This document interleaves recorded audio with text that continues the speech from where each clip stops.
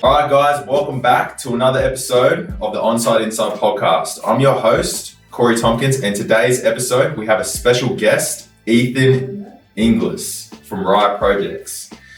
Ethan's here today to share his journey with us. So, Ethan, thank you for coming. To start us off, can you just, give our listeners a bit of a background story about yourself? You know what I mean? Like, what are you doing now? Who you are? Who Ryer Projects is? What do you guys do? Just so I can get to know you a little bit. Yeah, man. Well, I guess we'll start from the start. Grew up in New Zealand and sort of finishing up school, going to go to university. It's pushed on a lot of people these days, like from schools and stuff. Where in New Zealand did you grow up? A little town called Tauranga in New Zealand. Yep. Fucking we cut that out, bro. I just said that's from New Zealand. Everyone's going to be like, you've said your country twice. Yeah. Start again. No, it's all good. No, so is it north or south? Yeah, North Island. Yeah, East Coast. So Tauranga is a city, and then there's a little town beside that called Mount Maunganui. Yeah. Beachside town, epic spot. Yeah. Never thought I was going to leave, to be honest. Mm-hmm. Thought I'd live there my whole life. But yeah, sort of did my apprenticeship there. It was great. So that's a whole different fucking ballgame over there with apprenticeships. And because if you jump on, you know yourself, community pages and whatnot, guys that are over there, I love it when they put up, I'm applying for a job as a builder, and then it's like, I feel like in New Zealand, they like a carpenter, they refer to as a builder, but then when you come to Queensland, Australia, it's a completely different thing. You're a builder. Yeah. Carpenter. There's like polar opposites between the two. 100%, man. Yeah. So like you do a building apprenticeship in New Zealand, whereas you do a carpentry apprenticeship here, and obviously everyone knows what a builder is. A builder's like your principal contractor in Australia, but over there, if you wear a tool belt and swing a hammer and have a pass load framer, you're a builder. Yeah. So it's a bit different. The apprenticeship's good. To be honest, it's a great industry to learn in. There's a few more elements to the apprenticeship, like lots more foundations, set outs, like you're even like hanging plasterboard, doing insulation, all of these things. And then the industry itself is quite different, but also good for learning. Like there's a lot of council inspections through the course of a job. I've always heard that New Zealand, like if you do your apprenticeship as a carpenter or builder over there, it's like, it's one of the best like places to, because it's just the normality. Like, when you try to chase that here, like we've had guys like trying to chase that same sort of thing, but it's not that like easy to get here. Yeah. Because a lot of this, because obviously New Zealand's small, there's not as many people or whatnot. Yeah. You do have to hang plasterboard or whatever, but in Brisbane, for instance, as a builder, you know yourself, sometimes it's easier and cheaper to get subbies, and that's why it's become such a fucking thing of like you pulling the trades apart. You've got plasterers, you've got tilers, you've got concreters, and et cetera, and chippies. So 100%. It just sort of depends on workload. Yeah. Sometimes you need your chippies doing something else, so you get a subby in.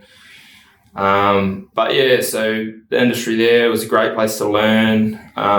Actually, all my boys are Kiwi over here, sort of a bit of a hack. Queensland Carpenters wanted. I just sit there watching, waiting for someone to be moving over and hit them up. Grab them. Yeah, just grab them, snag them. So it's working pretty well. I got 4 Kiwi boys. Yeah. I mean, I've worked with plenty of good Aussie chippies and had Aussie chippies on the books, but just don't at the minute. Yeah. But man, so I did my apprenticeship there, stayed there for a year or two, was working as a site foreman, and then really wanted to travel, go and see the world. So moved over to London, was there for 2.5 years. Yeah. So you moved straight from New Zealand, what made you sort of go in that direction? Man, it was just like I'd wanted to travel for a long time, and actually my 2 bosses through my apprenticeship, they had both done their time in London, so they were probably 15 years older. They'd gone over to London, lived there for 2 to 5 years, travelled. When they were there, you could make a lot more money. It was like £3 to the dollar, so you were getting good coins. So after hearing all the stories and everything, I was yeah, that sounds like a bit of me. I want to go see the world and experience things. So ended up doing that, and it was good. Like, you know, it gave me a appreciation for the New Zealand and Australian construction industry.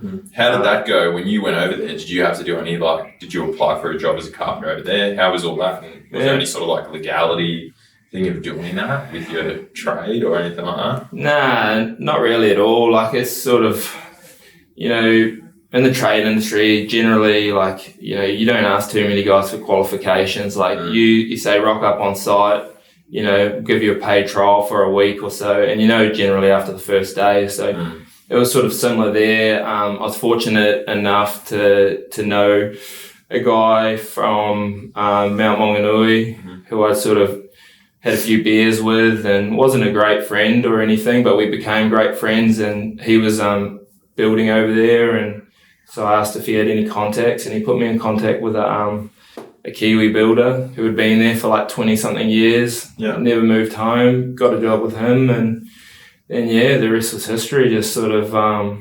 sweet. So how old were you when you eventually moved over there? I was 22. 22 sweet. Or 23, so I was like 2 years out of my time. I think I started my apprenticeship at like 17. Pumped it out in a sort of decent time frame, hung around for a year and a half, and then over there, which was a prime age to go away and do all that fun travelling and partying. And I think you said in the thing that you met Mrs. over there. I actually met her just before I left New Zealand. Just probably 6 weeks or 2 months before I left. We were just out and about, big lads weekend, and then we went to this little beach town called Whangamata, and one of the other lads' girlfriends was there, who was friends with my now wife. And sort of met her there, saw her at the pub, and she looked a bit scary, and I didn't actually talk to her at all. I was like, man, I don't know about this chick. And then just as the night progressed, we sort of got chatting, and then the rest ended up being history. We didn't really plan for it to happen, but you know, it's funny how things just... So tell me, how did you end up like, because obviously you've gone from fucking New Zealand, how did you end up back in Brisbane? What was the... How did all that end up fucking panning out? Why didn't you just go back to New Zealand and stay there? Like, what was... Well, we had two options. It was Brizzy or New Zealand, and you made so many epic friends when you're travelling, and we made great friends over there, and a couple of them, or a few of them, were from Brisbane, and they were moving back. We had some friends already living here, and I really wanted to sort of move home, buy a house, probably renovate it, make some money, you know, do what chippies know how to do.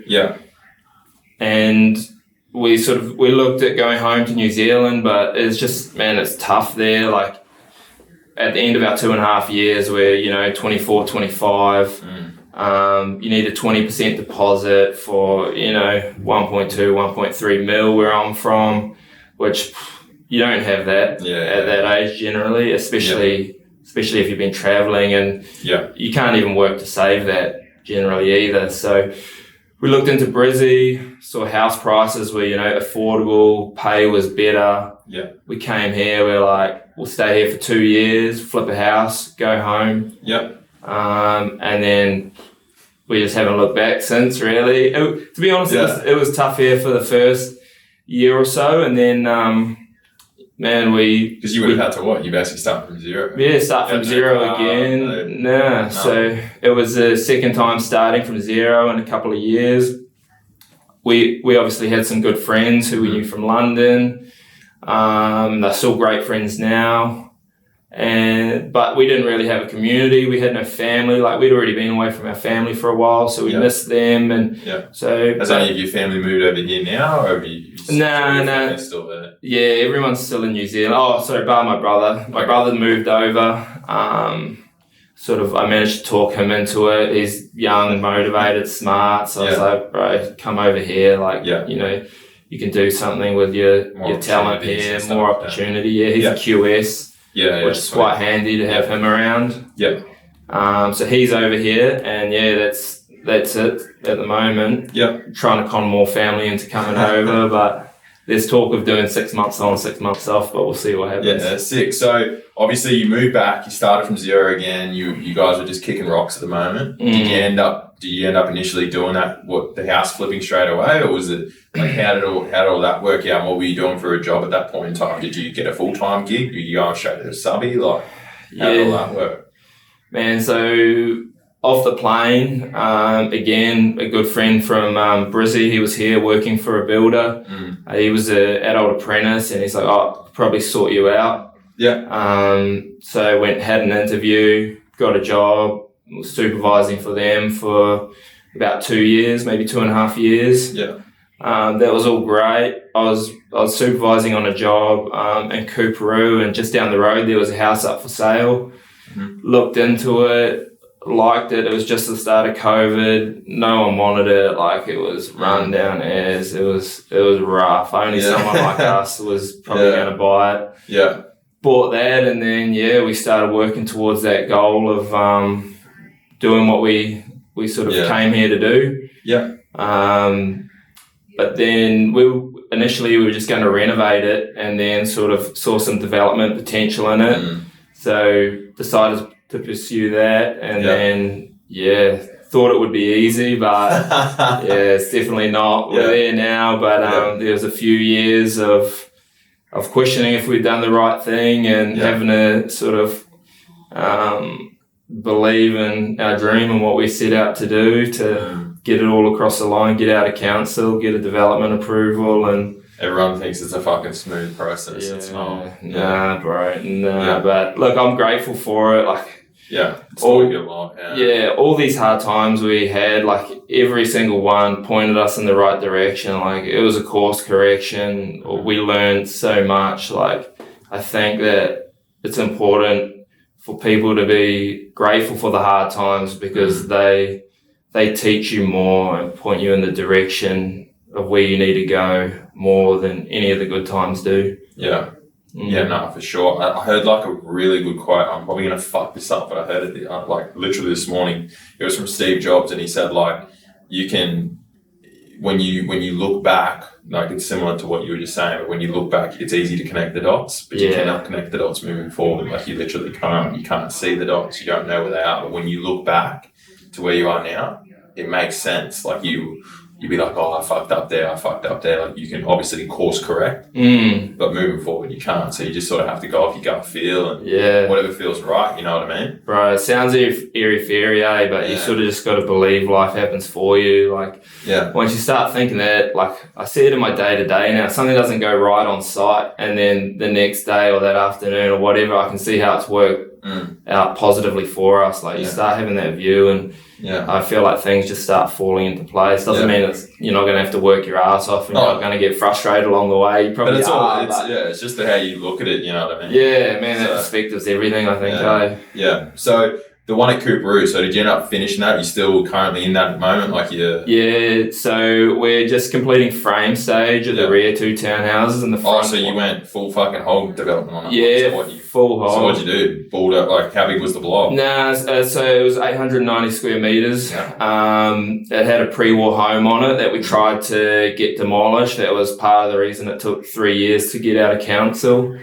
We didn't have any luck there for a lot of reasons we won't go into today, but man, we just turned dirt on there. We turned dirt on it last year, actually, and then had some problems with building approval.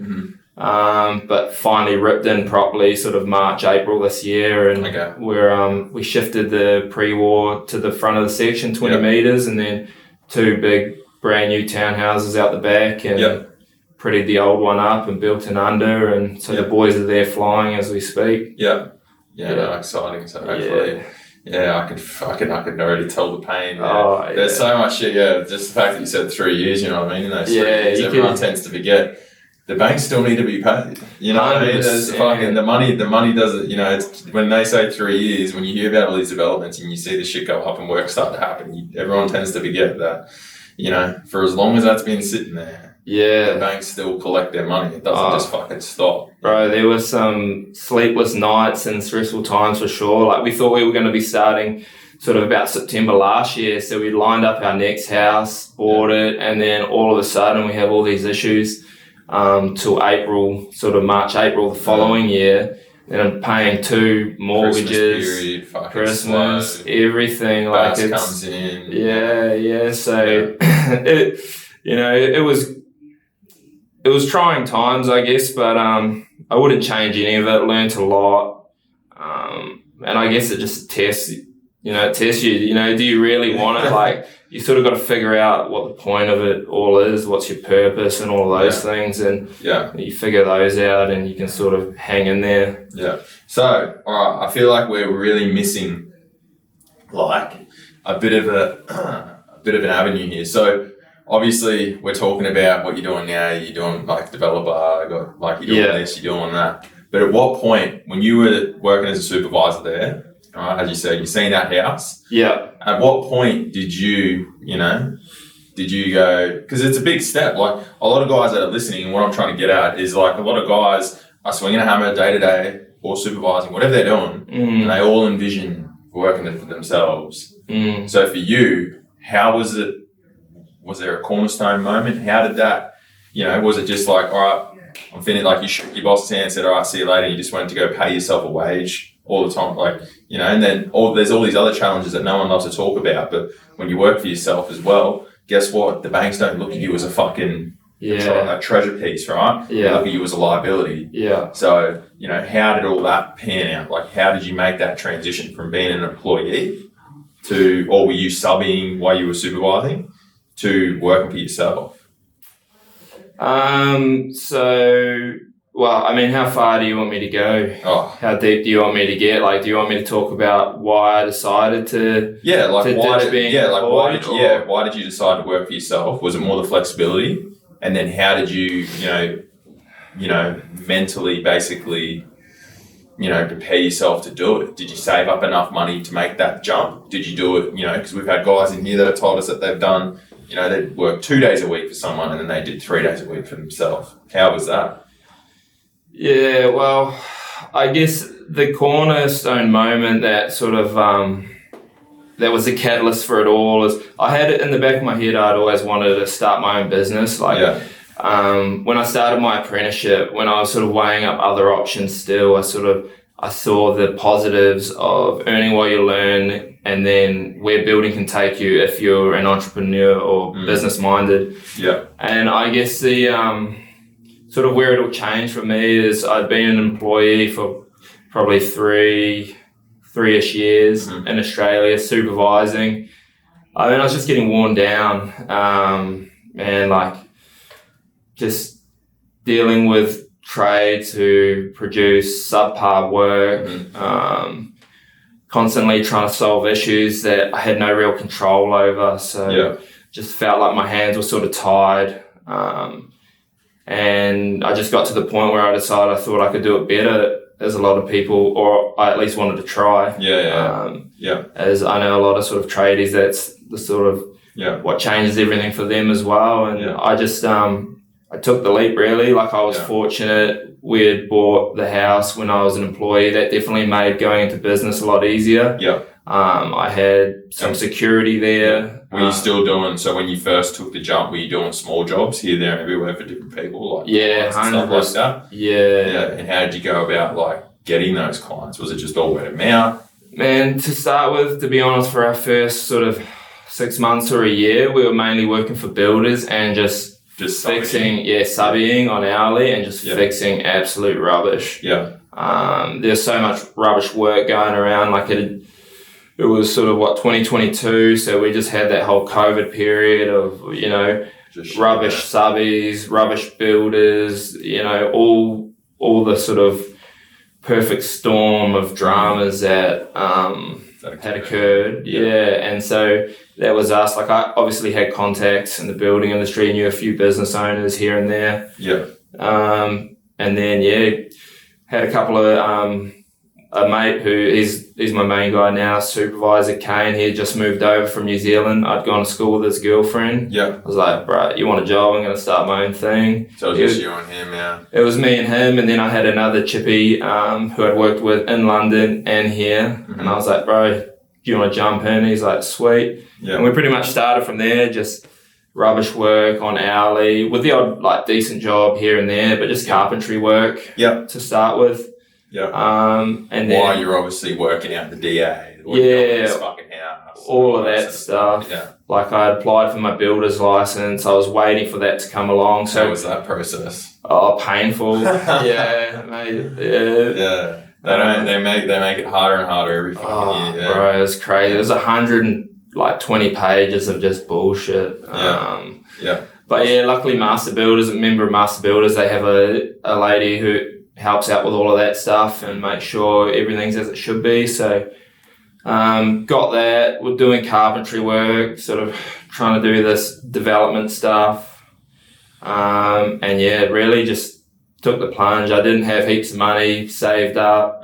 That was sort of the point of starting with the hourly stuff. Yeah, it was sort of should have been a way to sort of keep that cash flow working, and that's how we sort of ended up where we are and got the builder's license. Fortunately had like our own job to fall back on or start. And then we got a few more coming up now, and it was just really a matter of deciding I wanted to do it and just taking the leap. Like I think, you can never be prepared enough. Like you don't know what you don't know, and that's exactly right. You're going to learn along the way. You just got to do it. I feel like there's so many guys that listen in, like, if you guys are listening anyway, there's a lot of guys that are like, driving in the ute or whatever like that, and they're at that point in their career, like you said, you didn't do it as soon as you finished your apprenticeship, because that'd be stupid of you, right? You did your time, you travelled around, you worked with a few guys, you subbed out, you were supervisor, like you're already in your stride. And there's guys, we got a lot of guys where they just finished their apprenticeship and the first thing out of their mouth is, I want to go and work for myself. And I say to them, like, listen, like, do your time, be a subby, like, go and work for someone, or go and like get your experience there, and then take the jump. And on the flip side as well, we've got guys that have done the time, but they just don't know when the right time is to go and work for themselves. And I just feel like you're right. There really isn't a fucking right time. You either want to do it or you don't want to do it. You're never going to have, I don't know if anyone they don't want to hear this, but there's never going to be the right amount of money in the account that you're going to feel comfortable about, whether you like it or not. There's never going to be the right fucking gear set up, the right tools, the right uniforms, the right logo, the right fucking this, that, and the other, right? You're never going to have it all sorted. You just roll with it. And execution's everything. Like if you're working with someone, you're like, I could have the best company, I could have the best logo, I could have the best fucking this, I could do this, that, blah, blah, blah, blah, blah. That doesn't mean fucking anything if you just can't execute it. You know what I mean? And I feel like that's so many guys that I even speak to that are in business, and it doesn't even mean in construction, that's fucking anything. An idea is only ever an idea. If you're not going to execute on it and just take that fucking leap and work it out as you go, and things can change. Like the same company that we've both got now in 3 years' time won't be the fucking same company that we got then. Like it'll evolve as we sort of evolve. So that's sort of my take on it anyway. I agree. And I think it's important to really reiterate the fact that, like, that experience thing is key. Like, you don't have to be the man at carpentry or electrical or whatever, but you need sufficient experience to sort of at least know how to figure the problems out. And you need to be interested enough in the business side of things as well. Like you can be the man on site, but it doesn't mean you can run a business. You got to learn that stuff. You got to be just willing to learn as well. Once you take that plunge and do it, like, your balls are on the line. You got to be willing to learn and grow. You got to, do what you say. And you got to be willing and ready to make mistakes, because you will, and they'll cost you a lot of money probably. You will lose money faster than you make it in this game. You know what I mean? Like you can make great money, but fuck me, you can lose it 10 times as fast. You know what I mean? You just got to be diligent as fuck, Like, you just can't sit around and just have that she'll be right attitude. You need to be, crossing your T's and dotting your I's. Yeah. But it's all just something that you learn along the way, I feel, as well. Like, you fucking, like, we have a lot of guys in here that have got some really good companies, really successful and that. For the guys that are listening, that are either listening in their car or whatever, like, they would see that and go, oh, but it's all right for you. But it's like, it's at the same time, like, you sort of have to go through that process and fucking, and live those lessons. Like, there's a lot of tough fucking pills that you need to swallow. Yeah. You can't, as a business owner, you can't show the cash flow is tight. You can't show, you're not going to go to your employees and be like, oh, boys, I'm fucking stressed and I've got no fucking money this week. Like, it's just going to come off shit. Yeah. So there's a lot of shit that you've got to fucking deal with. 100%. So, you do gotta love the business aspect of it. You gotta, and in regards to doing your time, I feel like the biggest thing that a lot of guys are missing, especially once they've become qualified and they think, like, I'm the man on site, I know how to do this, I know how to build a house, right? The thing that I'm now starting to find is that there's a lot of guys that are coming through that, they know how to build a house, but they lack actual management skills, right? They lack how to communicate with people, communicate with apprentices, right? They've only been in maybe 2 or 3 man team, and those 2 or 3 dudes are all mates. And when they get thrown in the thing of, okay, you need to manage 6 or 7, they get flustered in those moments. So, you know what I mean? And I feel like that's something that you've obviously been exposed to in the supervising game when you're when you're dealing with different contractors and this, that, and the other, you get that experience. So I feel like for the guys that are working out the next step, I would suggest that if you are qualified and you're looking to take that next leap, try to get yourself in a position where you can get some more management stuff. So whether you're a leading hand for someone, you're a supervisor for someone, where someone can sort of take you underneath their wing and say like do this, that, and the other. Because then when you eventually do go out on your own, you're not going to be, you're not going to get flustered in those situations when you got to deal with accountants, bookkeepers. You got this person ringing you, that person ringing you, this, that, and the other. So clients hassling you, or whatever. You know, like you got to. That management experience will pay dividends, especially when you get put in the tight situations by subbies or clients or whatever. It's a real sort of craft to learn how to speak to people and say the right things at the right time and give the right explanations. And man, it's I'd definitely be doing a year or 2 of that before I decide to go out on 100%. Like we literally say, even in our company, our sort of thing is we've got levels on how the boys come up through transitions and stuff, like management and whatever.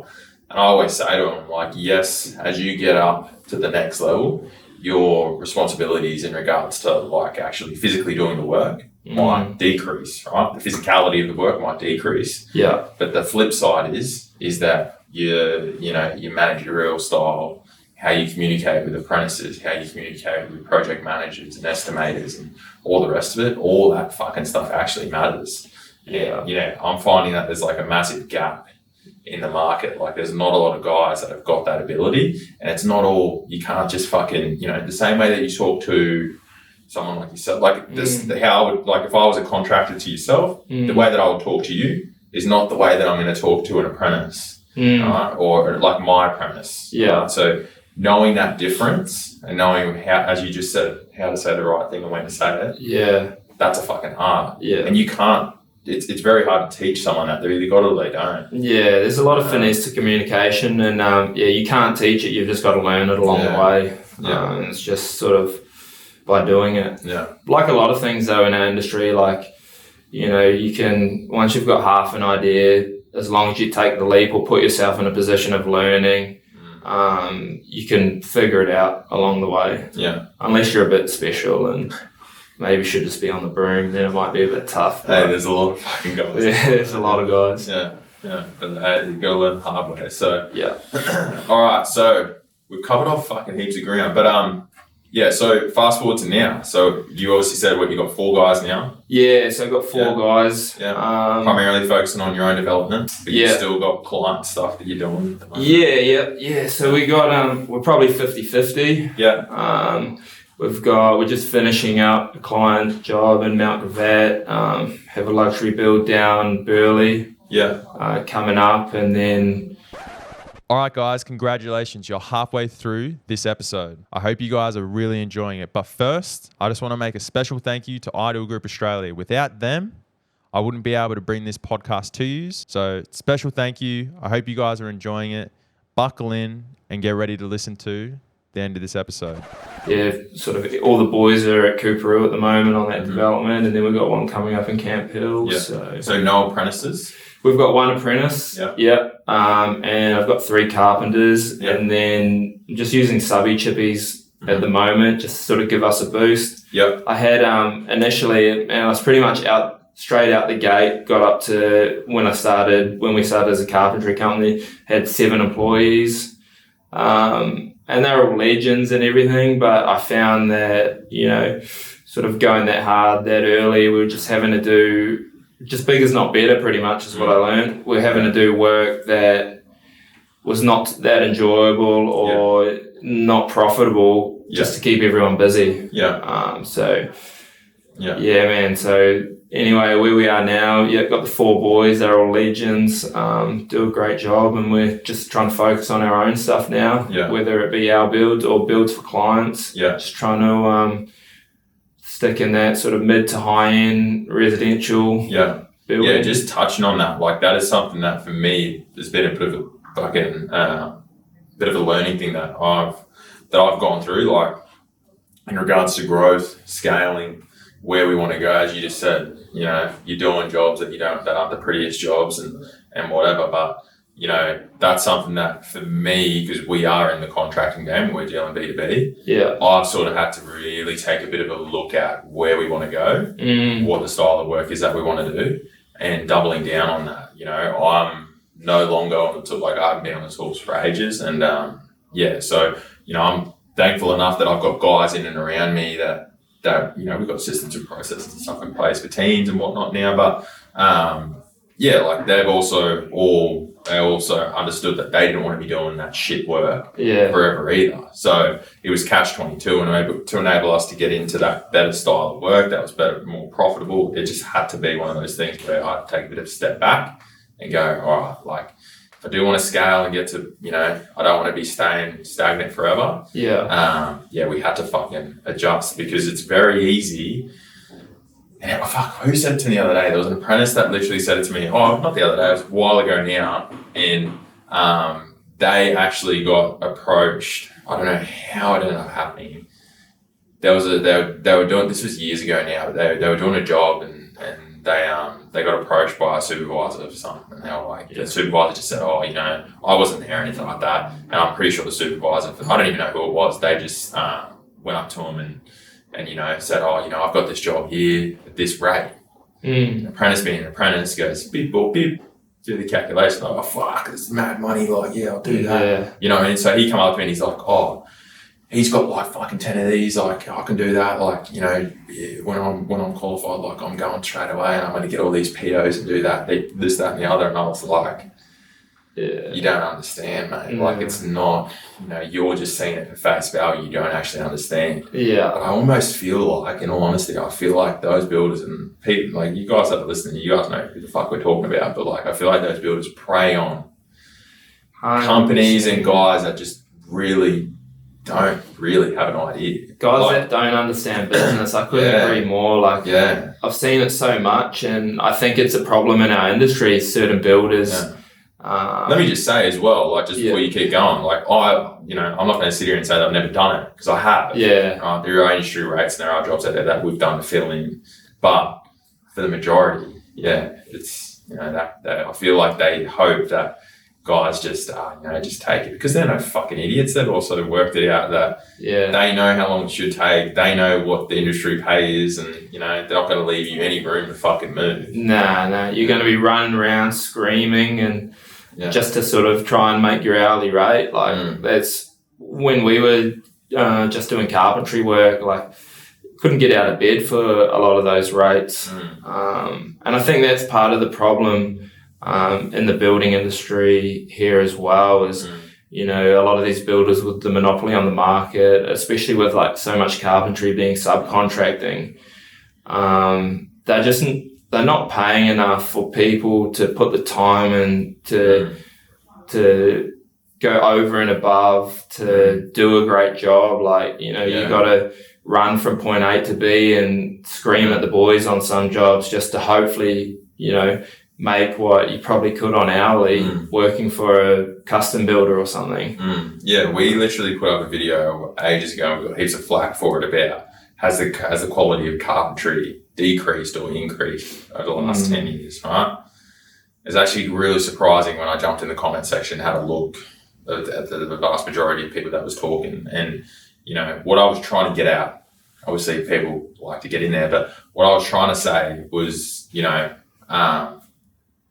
I personally don't think the carpentry quality has decreased. I feel like what's happened is that, as you just said, what it's doing is obviously there's a it's a two-pronged approach. You can't blame one without the other. You can't sit there and say, it's all the builder's fault, right? They're not paying enough. At the same time, they're also not the ones signing the dotted line and forcing you to do the work. Right? You're not in chains. You're a grown-ass adult with a company. If you decide to do that work, you've signed to the devil, fucking do the job. So, you can't blame them to the full extent. But also, it's like one of those things. Because those guys do it, they have got to fucking be quick and fast and do it. And what I disagree with, and it's a common thing that I find, what really fucking pricks me up the wrong way is when builders know what they're doing, right? As you said, they've had the monopoly. They're no dummies. They've done this. They've got floors and floors of CAs and PMs and whatnot, right? They know exactly what they're doing. But then to expect $1 million quality for shit money, that's what annoys me. Is you can't have the best of both. Right? You can't expect to pay fucking cents on the dollar for something, but then expect a premium product. Speed, cost, and quality you get too. Exactly. So, that fucking lovely triangle that everyone likes to talk about, right? But I have dealt with builders in the past where they pay the cents on the dollar. Right? And as I said, you can't just blame one without the other. I've been the idiot that accepted it. I've learned my lesson the hard way. For you guys that are thinking about starting business or going down that path, you're going to have to fucking walk that yourself and find out. What's the saying? Fuck around and find out. That's literally what you got to do. So I've done it, never again, and I know who's good and who's not. So it's one of those things. In all honesty, that's the one thing that really pisses me off the most is the fact that there's guys out there that know exactly what they're doing, the rates they're asking for guys to work for. Obviously, they find people that do it. And I'm the first person. I literally spoke to a builder this morning. Right? They sent me their rates on this job. I don't go off that. If you send me your rates, you can send them to me. I'll have a look. But we've got our own rates now that we charge. And I can adjust them. Obviously, we can come to an agreement. But I've got our fucking rates that we go off. They're not the cheapest rates, right? And as I literally say to all of them on the phone, if you're looking for someone cheaper, you'll find someone. And I say that to all of them. You will find someone that's cheaper, 100%. Get on a group, fucking reach out to someone within an hour. I'll find you someone that would be cheaper, right? Maybe cheaper initially, but not cheaper in the long run. But you sort of get what I'm saying. That's literally what I say to them. Like, you will definitely find someone that is cheaper if that's what you're trying to chase. Right? And I feel sorry for the guys that do it because then they get the fucking stick, and then the builder goes, "Oh, this is shit. This is fucking wrong. You did this. You cut this corner. This, that, and the other." Right? And then you got to go back 1,000 times over, and you're constantly going back. Defect this, defect that. But hey, you got to fucking learn your lesson somehow. So we could talk about that. It's a good way to learn a few hard lessons real quick. Go out to Springfield, drive around, find yourself a site supervisor and say, "Listen, I'll take all your purchase orders. You'll be busy as fuck. And then ring me in 6 months and tell me how you're going with it. Tell me how much you enjoy your life. Work every Saturday, 12 hours. And it's mad. But hey, I'm not going to sit here and say it's shit because I've also... Man, some people probably love it too. Like I've met guys who love just doing frame after frame for these builders and they make money, so good on them. Like, good on you. You actually... well that's where I'm like, do you understand business? Like, are you not paying yourself a wage? So you think... That's what I mean. Money. And like, we literally on the same wavelength. Like, I had a conversation with a guy a few weeks ago and he's telling me that... Sorry, it wasn't even a guy, it was a supervisor. He was telling me he's got this crew fucking, this is the PO, they're making money, they got 8 guys, they do a frame in 2 days. Right? Yeah. He's telling me, to my face, he's going, I'm telling you they're making money. Because I wouldn't do the work, because he was telling me the PO, and I was like, there's no way I'm fucking touching it. Yeah. He's like, I was like, just get those guys to do it. He's like, no mate, I'm telling you, they're making money. And I sat back and I was like, I don't give a fuck what you say. Yeah. I was like, they're not. No. There's not. They can't be. No. I was like, they can't be. There is only so many fucking hours in a day. 100%. There's only so much that guys can get done. 100%. And even if they do all that work, no defect, no callback, the weather's fucking perfect, no delay on materials, the supervisor comes with the right fucking et cetera, no guys running sick, then they'll make their money. Yeah. But everyone fucking knows in construction, guys are going to come in sick, the rain's going to fuck you. 9 times out of 10, there's not the material there or something ends up fucking happening. It doesn't rock up, whatever. Yeah. All these fucking other things that you're relying on just to make that $1,000. Like, it just didn't make sense to me. So I remember just saying to him, I was like, nah, they're not. So like, for you guys, like, don't get me wrong, there's guys that are going to be, oh, fucking, you got no idea. Like, we make money. And I'm like, really work it out. Like, really sit down, blow your figures, like, really blow it up. You know, your super, your boys, are you putting time, are you putting fucking money away for when they all take out your insurances? Like, really nut it out. And I guarantee you're not. You're not. But hey, you got to fucking walk your own path. Yeah, it's a tough game to start with, and then you work out what works along the way and what sort of work you should and shouldn't be doing. That's it. Who's good, who's not. Like, you know, we do stuff now for resi, like multi-residential stuff. We do a lot of townhouses. We do a lot of, like, that's the resi game that we do. We really don't do standalones anymore. And, you know, for the guys that we do multi-residential stuff for, the rates are higher. They get a good fucking product. Yeah, it's very simple. It's not architecturally fucking duplexes with mounted curves and whatever. Standard, right? But the rates are slightly higher. But hey, they get a fucking better job. There's no issues. We can go back. I've got the margin in it. So there's no arguments with shit. If, you know, something goes in, I'm not ringing them going, nah, fuck you, I'm not coming back, right? It's going there, right? But they're no idiots as well. They know that. They know that if they go slightly higher, they get that relationship. 100%. So, but that's also a risk on their behalf as well. Because they, you know, they're like, you know, we don't fucking know you, blah, blah, blah, blah. So you have to sell them on that. But anyway, fuck, we're getting on. All right. Well, continuing on, we've covered off a lot of groundwork here, but I'm going to keep it moving. So, all right.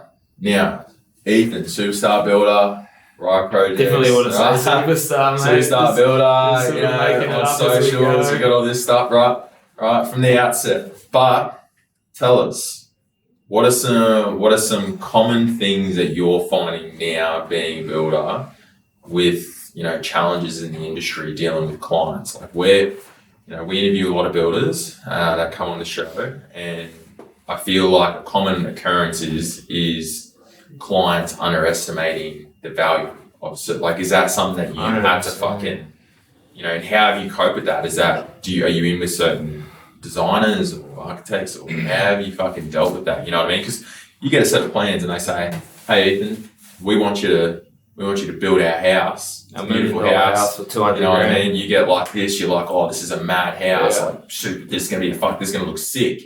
All right? And they're like, oh, but we want you to build it for 500,000. Yeah. And you're like looking at it going, fuck, that's a $1.2 million job, easy. Yeah. How have you like managed to do that? Like, how have you coped with that?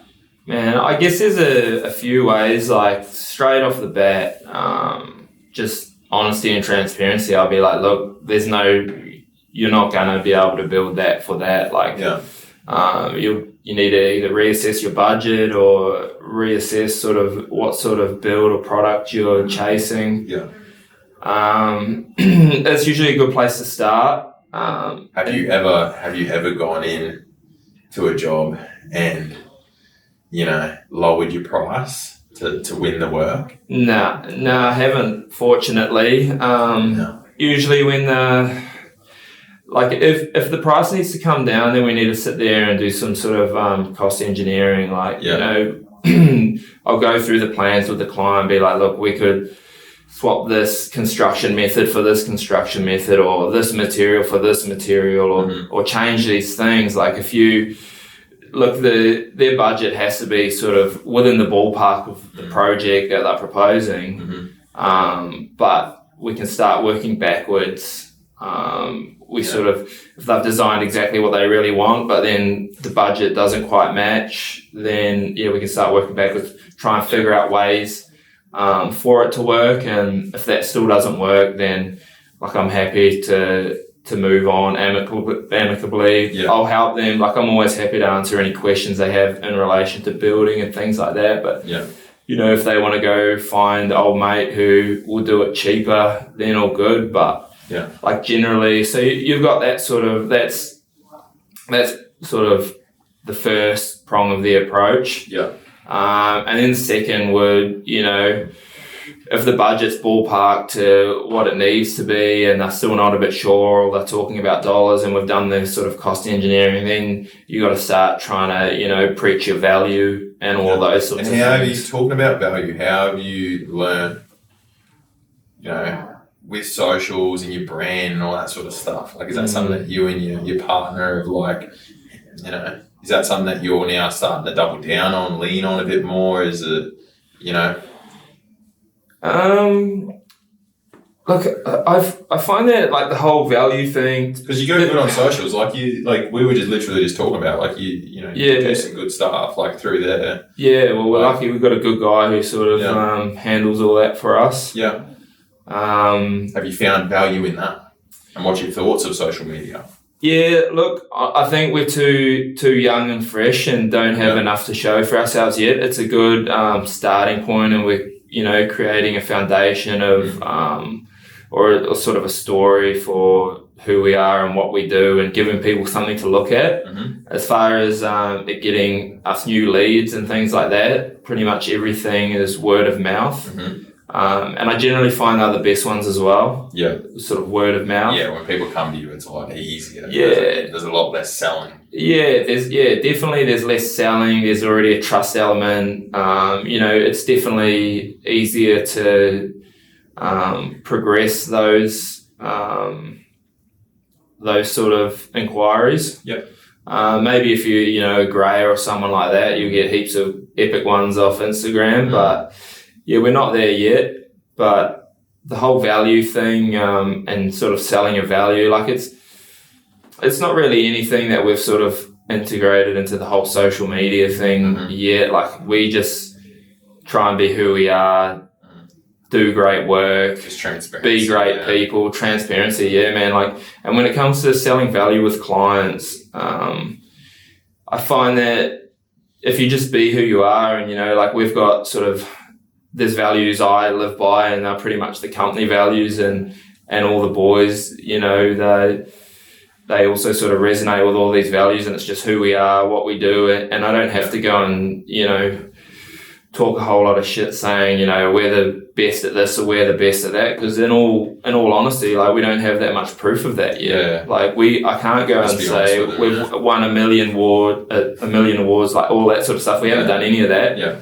What we are is like, we're honest, we're transparent, we care a lot. Yeah. We do what we say, and then you say these things to them. Yeah. And then you start showing them that you are these things you're saying. That you have a lot of correspondence with clients, like in the preliminary phase of a building project, or it doesn't really, or other trades. You're often, if you're quoting to win their work, there'll be a lot of backwards and forth.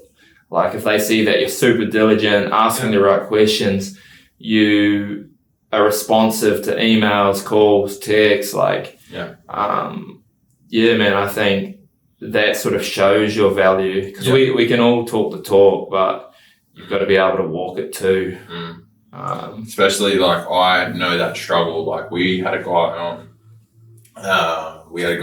Oliver, I think, a few weeks ago, and we were talking about that whole value, especially right in the early stages when you're doing your business, right? Yeah. How do you do it? Like we get a lot of guys that comment that want to know, how do you fucking do it? What's the silver bullet? And it's like, obviously you know, this is not one of those things where you fake it till you make it. You can fluff things up and make it seem like there's a lot more depth to your company than there actually is. Yeah. And, you know, there's ways that you can do that. But for the most part, what we find anyway, the most common thing that everyone says when they start out is just transparency. You know, doesn't mean that you have to be like, oh, you know, I've only got this and that. Like, you can fluff things up. Right? Yeah. But you got to. Yeah, you got to. Like, but it's very, there's a very fine line between faking it completely, right, and undercutting it. You have to find that fucking sweet spot. Like, for me, as I sort of said on that other podcast, like, right in the early days, man, I was slinging work boots in a trailer. I'd park up around the corner. I would change my work boots to my jeans. Right? Yeah. Right? I'd change to a nice shirt. I'd get a fucking wet rag and I'd wipe my dust off my arms. Like, that was how it fucking rolled, right? Yeah. But that is created. That's me. That, you know, and then I would roll and I'd say, oh, you know, yeah, a big day in the office, right?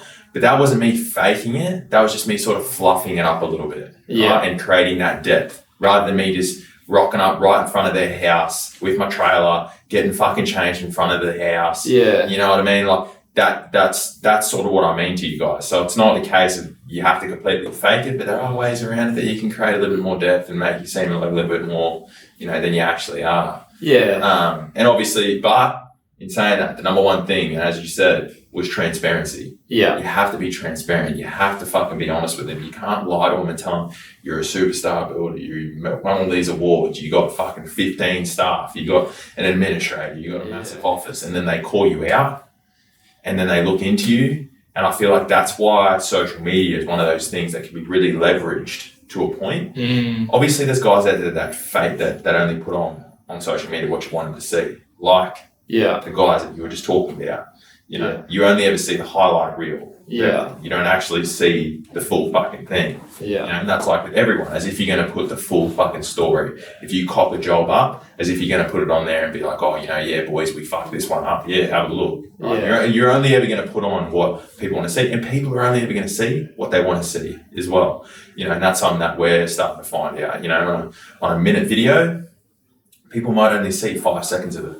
Right? They don't know the context of it, but they're just going to fucking see what they want to see, and that's it. So that's why, like, I feel like social media, for you guys that are starting out, you can leverage it to a degree, and basically create that depth and create that persona and what you want to see. You can have a nice logo and put up the concept photos and, oh, we're doing this, or project one, and blah, blah, blah, blah. But keep it real. Like, keep that transparency there. Flip the fucking phone and, you know, talk your shit and, you know, give the clients what they want to see. Because as you would know, if you put up if you're working for Joanne down the road and you're doing a renovation for her and you put up a video of that renovation, she's going to froth it. She's going to use that and show all her friends, oh my God, look at what he's done here, right? So I feel like it's a good fucking thing, but each to their own, you know? Yeah, man, yeah, like it definitely can be, and it definitely is. I think it's important just to, sort of be who you are, and, you know, when it does start bringing in clients, it's going to help you bring in the sort of clients that you want to work with. And just not to forget also, like, websites and things like that, like, you know, it's, you know, 40, 45 and younger that use social media and are heavy on that. But, you know, if you want clients who are sort of, you know, over that sort of rough age bracket, I mean, more and more people are using social media, but, you know, a lot of people will... Your demographic. Yeah, your demographic. A lot of older people will just look at websites and things like that. So, and our same in our game, you know what I mean? Like, because we're B2B, LinkedIn. Yeah. You know what I mean? We're dealing with those sort of clientele. You know, obviously we pump TikTok, Instagram, whatever, but that's not really our demographic that we're trying to fucking niche down, right? That's good for fucking growth. Yeah. But, you know, as you're right, you know, website, depending on who you're really trying to target, is one of those things. And obviously there are superstar builders in Brisbane that have massive followings and stuff, but everyone tends to forget they jumped on the shit fucking 7 years ago when no one was really doing it. Yeah. So, and it's easy, you know. Then all credit to them for the foresight. Yeah, but, you know what I mean. Like, and everyone looks at them, they don't really know the story. Yeah. But man. So we're coming to the end.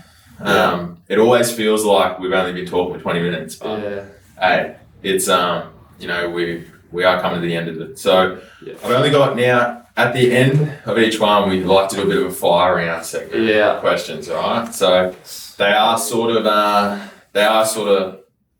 I'm going to ask them and you're just going to try your best. You want some quick answers, not verbal diarrhea. Yeah. You know what I mean? Just try your best, whatever. Yeah. If you don't feel like answering it, come back to it. I'll ask the next one. So they are sort of relevant to you. So describe your dream project in 4 words or less.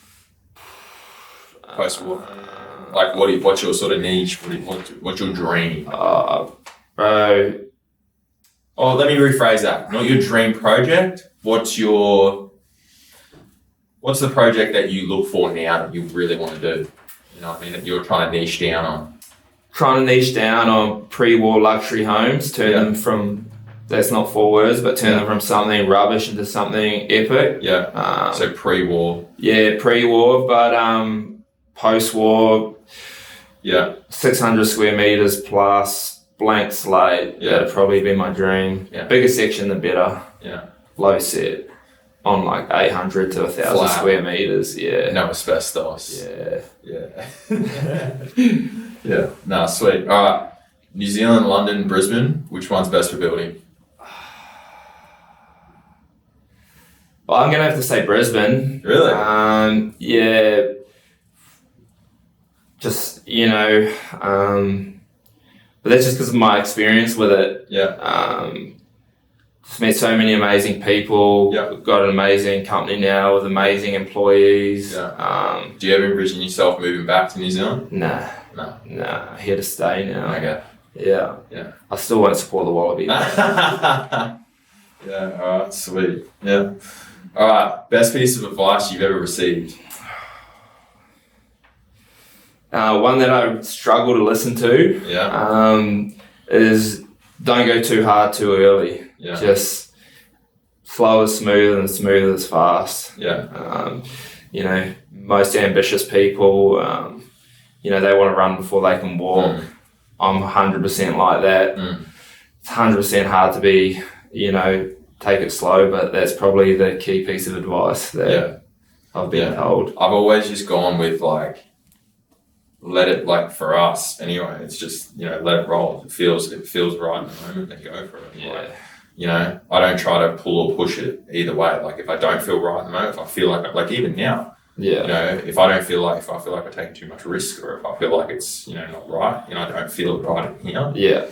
I just don't go for it. But if I'm like, if I feel good in here and I'm like, hey, it's like my mindset's good, that's where I'm at.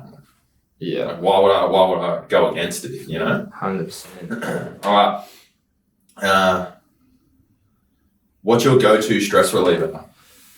Definitely gym. Yeah. Yeah. You're pretty active, eh? Yeah, we love it, eh? Yeah. What's your go-to thing? CrossFit? Yeah, do CrossFit. Clean your jerks? Love that, yeah. Especially on something I'd be fucking doing, break my back. Yeah, mate, like I'm a bit average at them, but no, I love CrossFit, eh? I've always been into exercise and sports, and man, like just, it keeps your mind sharp, obviously body healthy, but yeah, it's just key for stress relief. You know, you go do a hard workout, you come out feeling great, you know, it sort of distracts you from the day to day.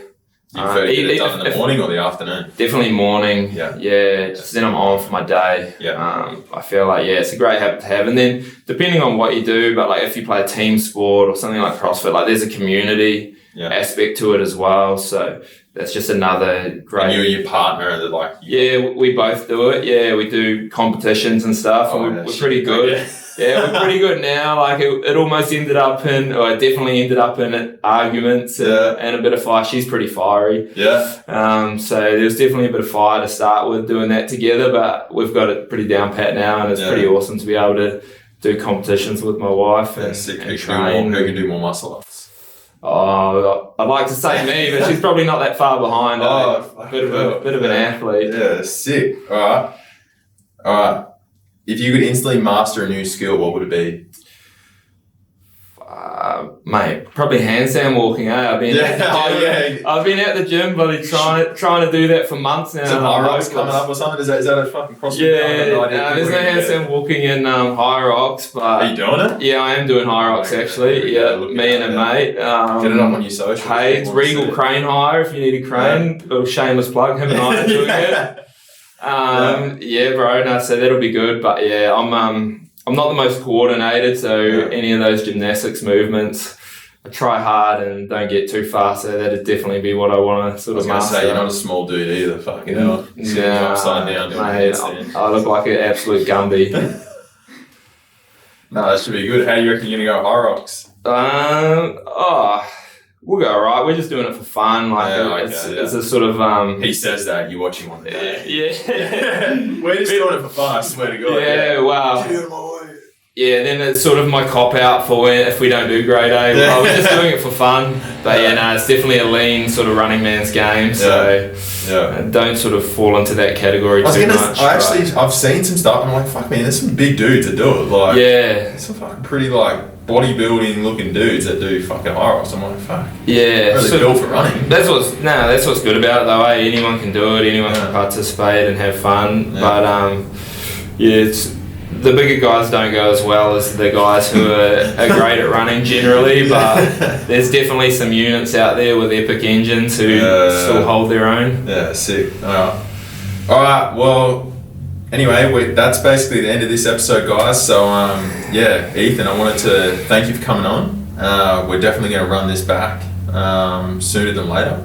And I hope you guys that are listening got some insight into what happens on site, especially at Ryer projects. And Ethan, thank you for coming. Yeah, thanks for having us. Look, I'm no sort of...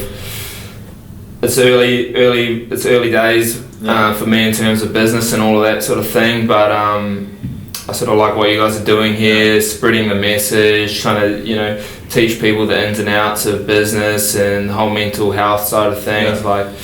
I just want to say to anyone listening as well, I'm always keen to share what knowledge I do have. Yeah. And that's half the reason why we've got this platform, man, is just to basically, as I said, it's just to give something back to the guys that are out there. And, 100%. We're getting good feedback and guys are listening and they're getting something out of it, and that's fucking pretty much why I'm doing it. So, no, that's awesome. You guys are doing a good thing, but if anyone ever has any questions, I'm here. Ryer Projects is here to flick us a message and ask us whatever, and hopefully we can have a chat and someone might learn something. Yeah. And for any of you listeners that are over in New Zealand thinking of coming over, hit Ryer Projects, boys. Hit him up.